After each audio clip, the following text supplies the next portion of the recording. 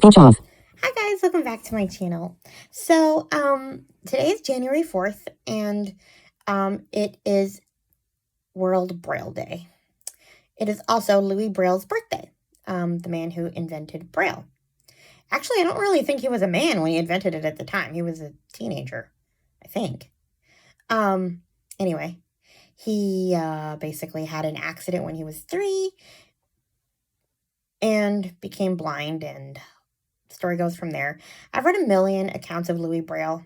So anyway, but today is World Braille Day, and as this is a book channel, I kind of wanted to give a little bit of history, or at least my history on reading Braille, since it is primarily how I read. Although I do a lot of audio as well. Lately, I've been tandem reading, where I'll read some of the book and then listen to the audio if I'm not in front of my Braille note. But yeah, so, I learned Braille when I was probably 2 or 3. I started learning. That is typically when totally blind children learn.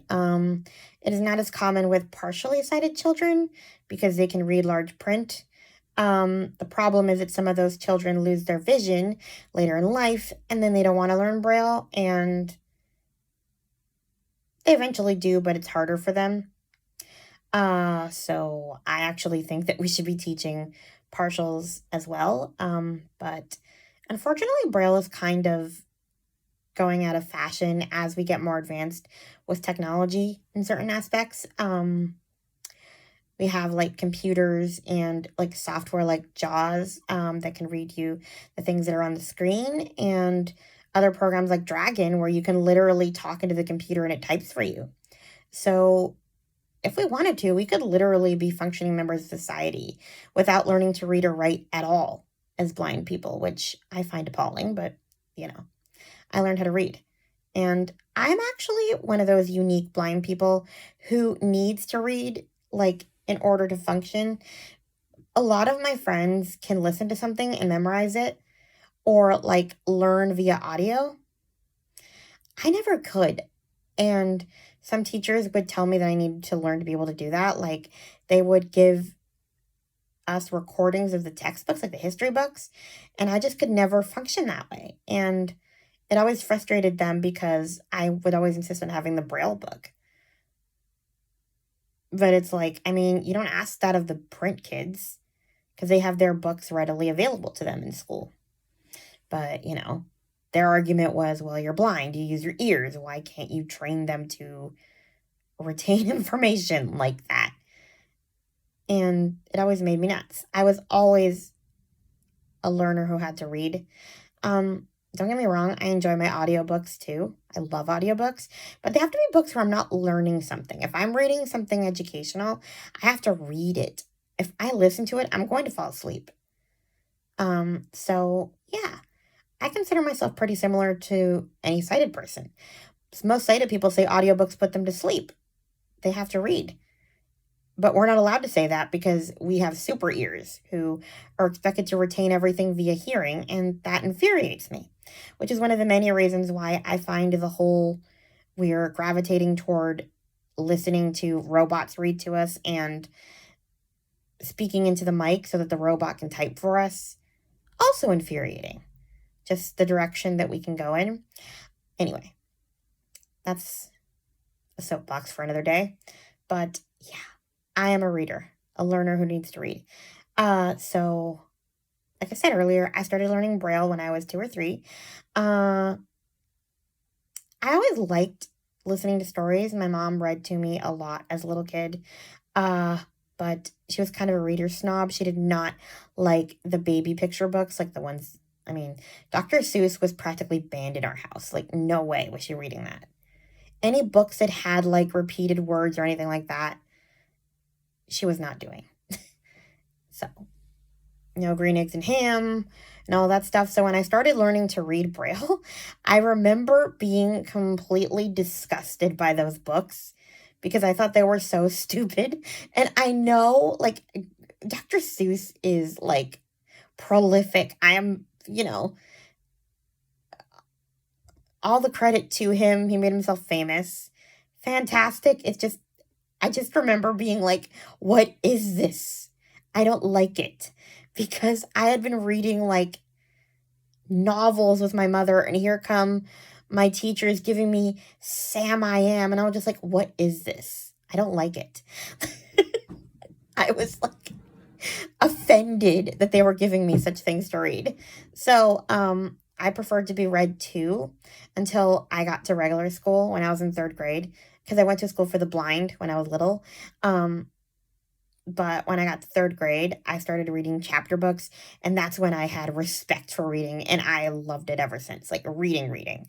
I think probably the first book I read all the way through by myself was Judy Blume's Tales of a Fourth Grade Nothing. Although to be fair, Miss Schindler had already read it to us. But I remember she gave me my own copy for Christmas in third grade, and I was like over the moon. So, oh no, I think I read Lassie Comes Home first.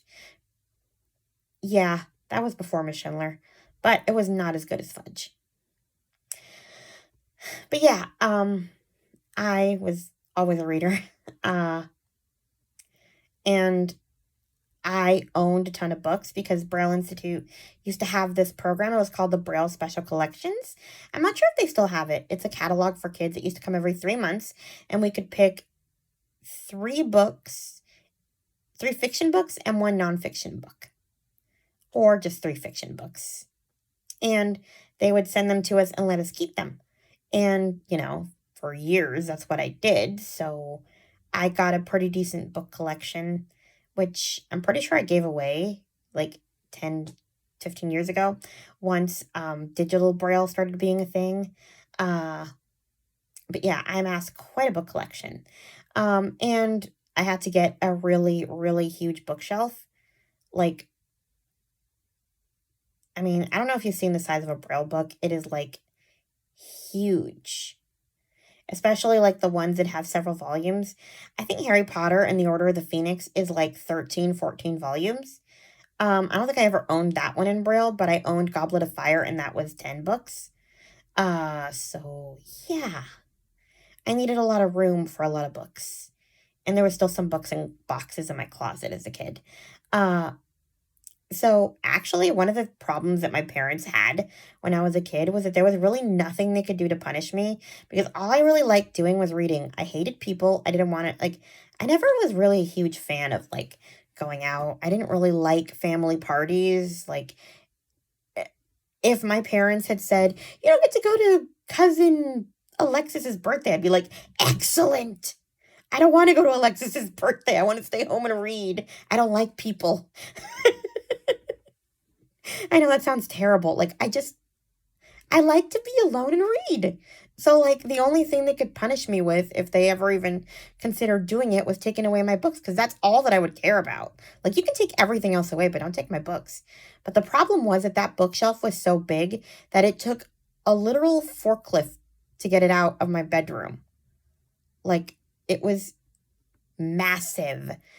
And there was enough room on that ginormous bookshelf to put like books in the front and then books behind those books. Like, it was this huge entertainment center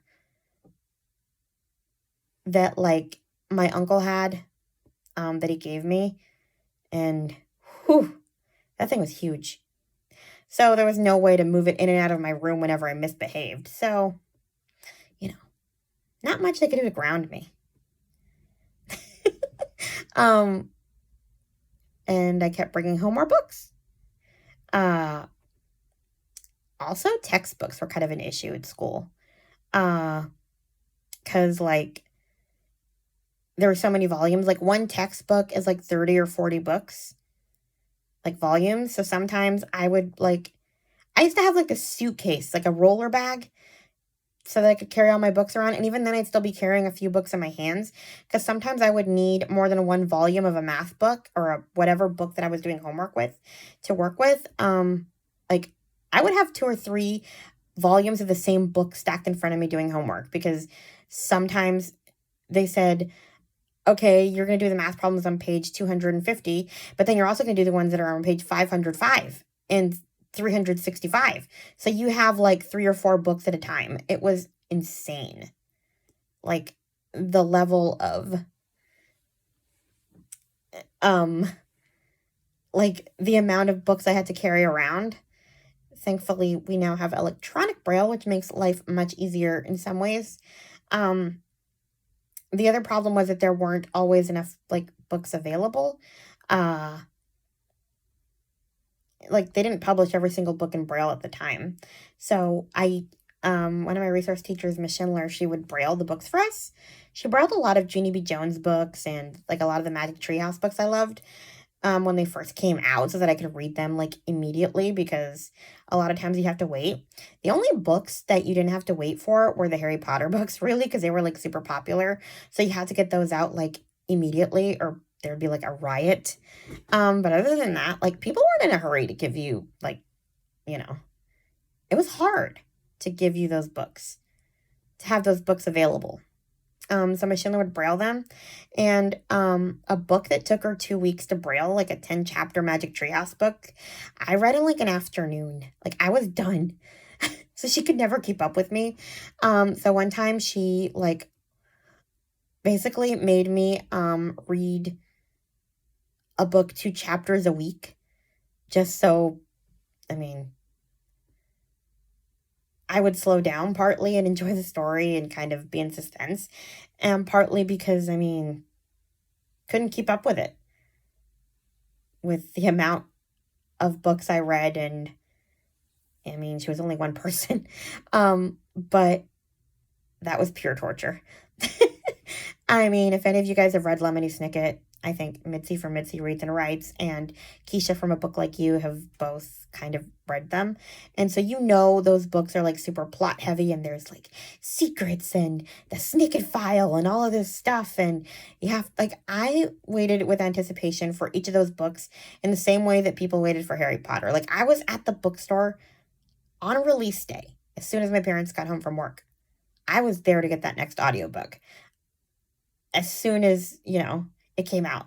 Because there was no way that I was going to wait for Miss Schindler to do this 2-chapter thing for the 10th Lemony Snicket book. Like, I think when I started reading them, there was only 8 out, and I was like, no, we're buying the audio. This ain't happening. I am not doing 2 chapters for the miserable... No, that one was called The Slippery Slope. I mean, the Carnivorous Carnival ended on a total cliffhanger, and no. But yeah, I definitely was a voracious reader, hence why I wanted to start a booktube channel, because I wanted to geek out with people about books. So now things are a lot better as far as Braille production, even though, like I said, there aren't as many people who read Braille. It's actually a lot easier to produce now, because now we have Braille files, like computer Braille files, and that you can like upload to your like Braille note or whatever. There's this website called Bookshare where you can download electronic Braille books, and I have a paid membership to that. And Braille Institute, the National Library Service for the Blind, also has downloadable Braille books. I just do Bookshare more because Bookshare gets them done faster. They actually scan them now before publication date so that they're ready on publication date, which was not a thing that people did in the past. We had to wait sometimes months for a book we wanted. We still have to sometimes, but not always. So yeah, it's definitely improved a lot. And I actually don't even think I don't own any Braille, like paper Braille books anymore, because now we do electronic. So who wants to carry those bulky, giant, heavy books around anymore? Now I have like probably over 1,000 books on a flash drive that I read on my Braille note, and I love them. And, they still Sometimes they'll download them, they'll like upload them in volumes, but it doesn't really matter because, I mean, a volume is just one file versus one ginormous book. So, yeah, it kind of all evened out in the end. I don't know. All in all, I am grateful for the invention of Braille and that we are able to read it. And I hope that other people kind of keep it going. And yeah, so that's kind of my, I guess, sort of history with Braille, and happy World Braille Day. Speech on. Near bottom right edge. Stop recording video.